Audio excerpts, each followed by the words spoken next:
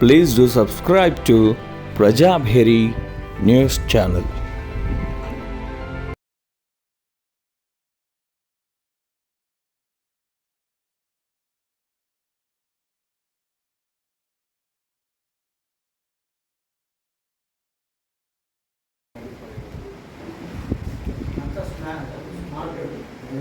Short film director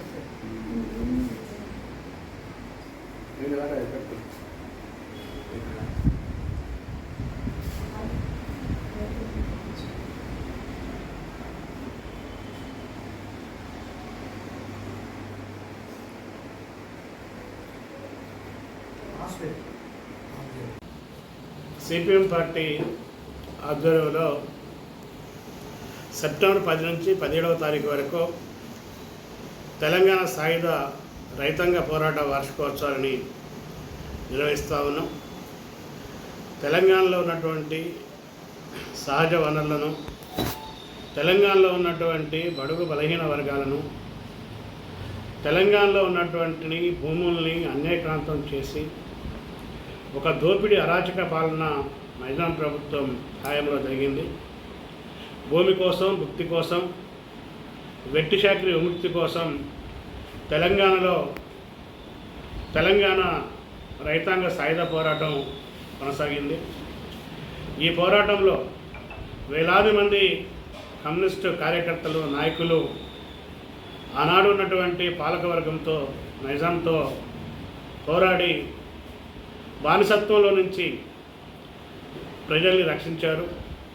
దున్నేవాడికే భూమి నినాదాన్ని తీసుకొని తెలంగాణలో 10 లక్షల ఎకరాల భూమిని పంచినటువంటి చరిత్ర కమ్యూనిస్ట్ పార్టీకి, ఎర్రజెండాకి ఉంది.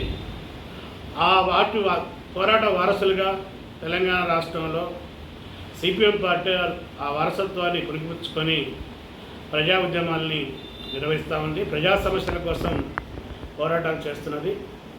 ఈ సందర్భంగా 17వ తారీఖు తెలంగాణ సాయుధ పోరాట వార్షికోత్సవ సందర్భంగా నిజామాబాద్ జిల్లాలో నిజామాబాద్ పట్టణం, బోధన్, ఆర్మూర్ కేంద్రాల్లో తెలంగాణ సాయుధ పోరాట సభల్ని నిర్వహిస్తూ ఉన్నాం. ఈ సభల్లో అత్యధిక సంఖ్యలో ప్రజలు, ఉద్యోగులు, కార్మికులు, ప్రజా సంఘాలు పాల్గొనాలని చెప్పి విజ్ఞప్తి చేస్తూ ఉన్నాం. తెలంగాణ సాయుధ పోరాటం పాలక వర్గాల మీద జరిపినటువంటి పోరాటం అది. పేదలకి అండుగా దండుగా నిలిచినటువంటి పోరాటం అని. అది చరిత్రలో దానికి ఎన్ని వక్రీకరణ చేసినా, దానికి ఎన్ని భాష్యాలు చెప్పినా కానీ ఆ పోరాటాల యొక్క వన్య తగ్గదు, ఆ చరిత్ర మారదు. కానీ ఈరోజు తెలంగాణ సాయుధ పోరాటానికి కూడా మతం రంగు పులవాలని చెప్పి ఈరోజు బీజేపీ, ఆర్ఎస్ఎస్ మోకలు ప్రయత్నం చేస్తున్నాయి.